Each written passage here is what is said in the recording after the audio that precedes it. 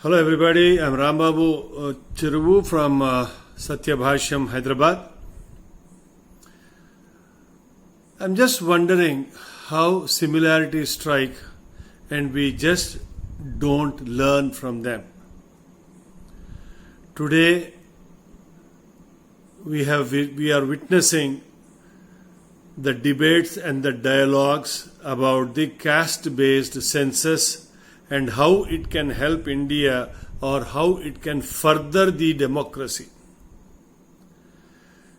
Please recall Rahul Gandhi's dialogue about this just after the parliament sessions in September, where he said, Jitna abadi utna haq. So, in retrospect, if we see what happened in Israel, exactly 6 months prior to the strike of Hamas, the entire country was engaged in a democratic process of protesting against the judiciary system there. The then Prime Minister Netanyahu has taken some bold decisions of changing the judiciary, which was disturbing the fabric, the democratic fabric of that country then. So the leftists over there took to the streets and almost the country has been paralyzed. And after that they realized what happened to them. Similarly here, we are now going through a series of debates where the majority of the population is engaged in tu mai. Now we will all start working off defining our caste, disintegrating ourselves. In the meantime, the people who wants to achieve their Gazwa-e-Hind or eradicating the Sanathanis are implementing the Islamic rule in this country, they are all working hand in gloves.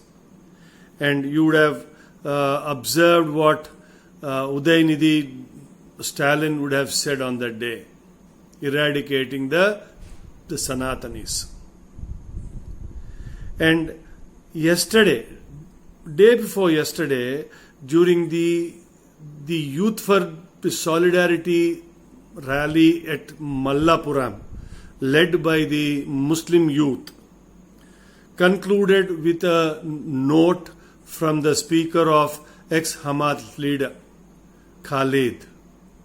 And what happened today morning, we are a witness to it. You can also watch a brief clipping which we took from the Instagram.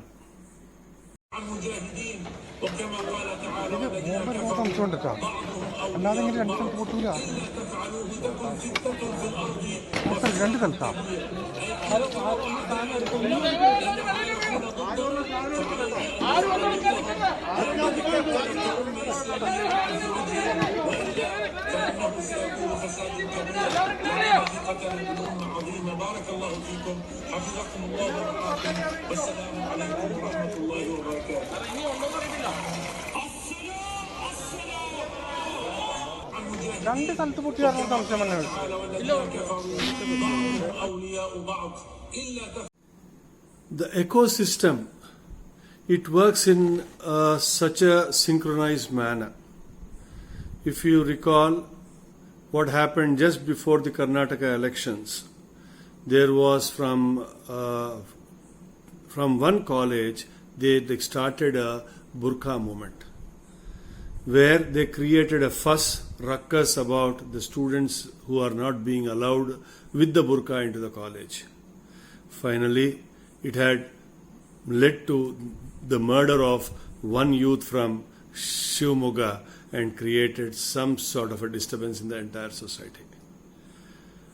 Today you will see the same sort of ecosystem that started irritating the majority population whose attire is not burqa, and it starts from a school bus to a regular bus from the south of Karnataka and bordering of Kerala.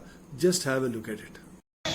ನೀ ಏನಿದ್ದಿ Muslim ಇದ್ದೇನ ಅಂತಂದ್ರಿ ಆಮೇಲೆ ಹೂ ಅಂದ ನಿನ್ನ ಹೆಸರು ಏನು ಅಂಬೋದು ನಾ ಹೇಳಲ್ಲ ಅಂತಂದ್ರಿ ನೀ ಮುಸ್ಲಿಂ ಇದಂದ್ರೆ ನೀ ಫಸ್ಟ್ ಬುರ್ಕಾ ಹಾಕೊಂಡು ಮಾತಾಡು ಅಂತಂದ್ರಿ ಬಸ್ನೇ ಹತ್ತಿಸ್ಕೊಳ್ಳಿಲ್ಲ ಬಸ್ನೇ ಹತ್ತಕ್ಕೆ ಹೋದ್ರೆ ಏನಂದ್ರೆ ನಿಮ್ಗೆ ಅವರು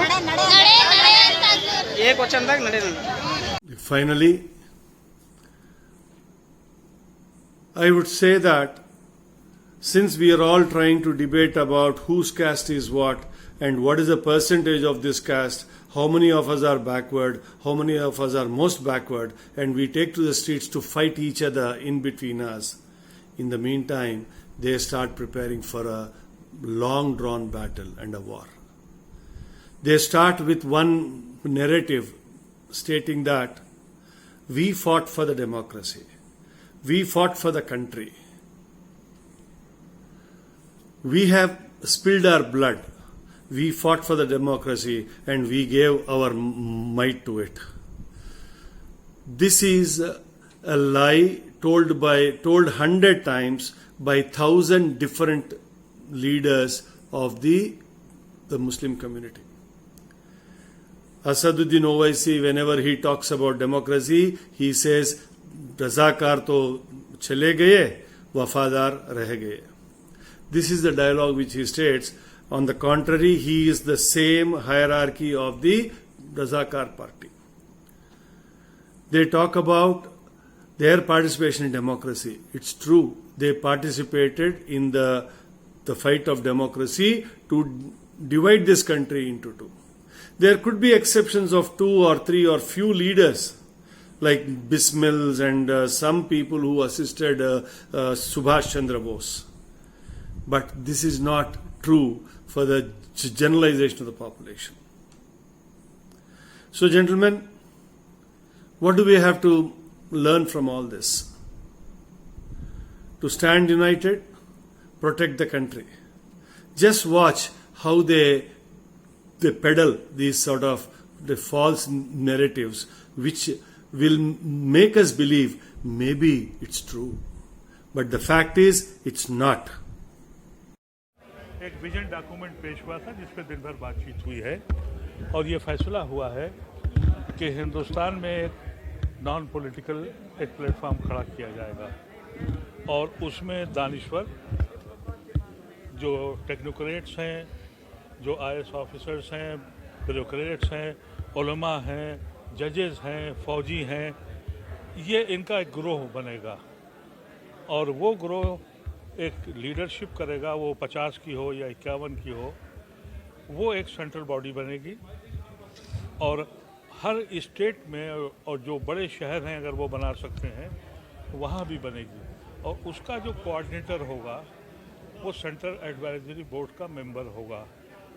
ये कंसेशन हिंदू स्टेट पहले ही से बन गई होती तो हम मुसलमान हिंदुस्तान में क्यों रहते?